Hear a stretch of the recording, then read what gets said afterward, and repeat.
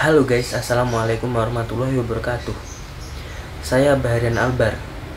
Pada kesempatan kali ini, saya akan membahas suatu materi yang berkaitan dengan politik, yaitu adalah politik identitas.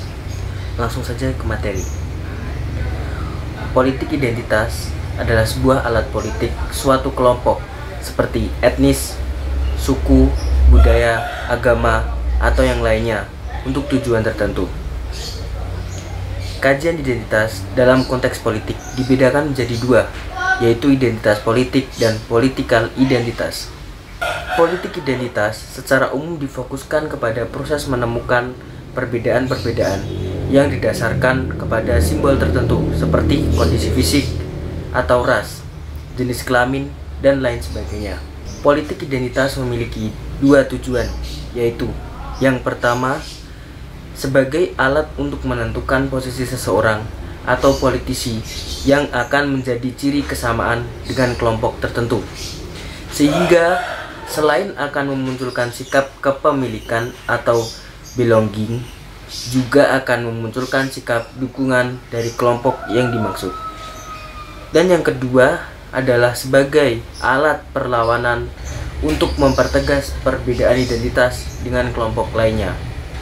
Contoh politik identitas adalah memilih presiden atau gubernur karena memiliki persamaan latar belakang etnis atau yang lainnya. Teori-teori identitas. Menurut Lukmantaro, secara teoritis, politik identitas adalah politis untuk mengedepankan kepentingan-kepentingan dari anggota-anggota suatu kelompok karena memiliki kesamaan identitas baik pada ras, etnis, jenis kelamin, atau agama. Politik identitas merupakan upaya penyaluran aspirasi untuk mempengaruhi kebijakan, penguasaan, atau distribusi nilai-nilai pandangan berharga hingga tuntutan keprimordialan. Dalam perbedaan etnis, politik identitas mulai memasukkan nilai-nilai ke dalam peraturan daerah. Sedangkan menurut Cressida Hayes, politik identitas berkepentingan dengan pembebasan dari situasi keterpinggiran yang secara spesifik mencakup keanggotaan dari kelompok dalam konteks yang lebih luas. Secara umum, teori politik identitas dan berbagai penelitian menunjukkan ada dua faktor pokok yang membuat etnis dan agama menjadi menarik untuk dipakai dan berpengaruh dalam proses politik. Pertama, ketika etnis dan agama menjadi faktor yang dipertaruhkan, ada semacam keperluan untuk membela dan mempertahankan identitas yang dimiliki suatu kelompok.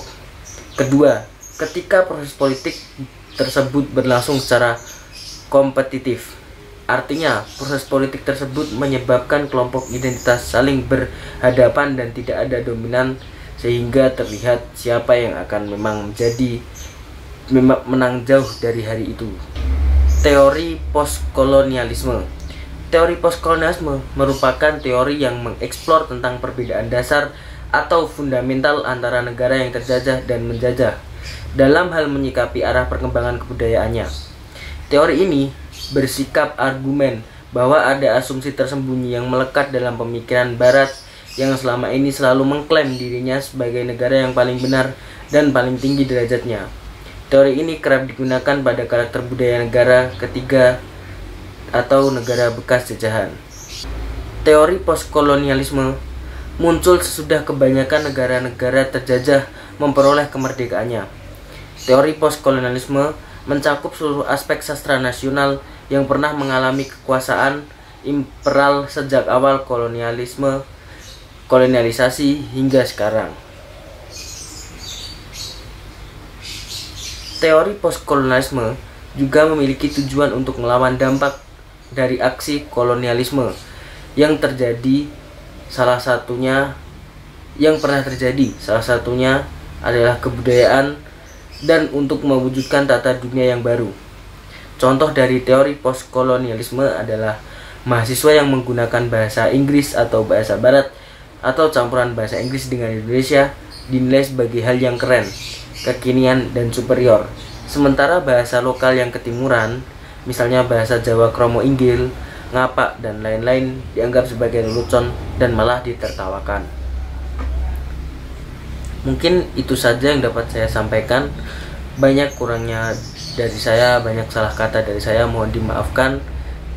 Banyak kurang dan lebihnya saya mohon maaf. Wabillahi taufiq wal hidayah. Wassalamualaikum warahmatullahi wabarakatuh. Sampai bertemu lagi di materi selanjutnya.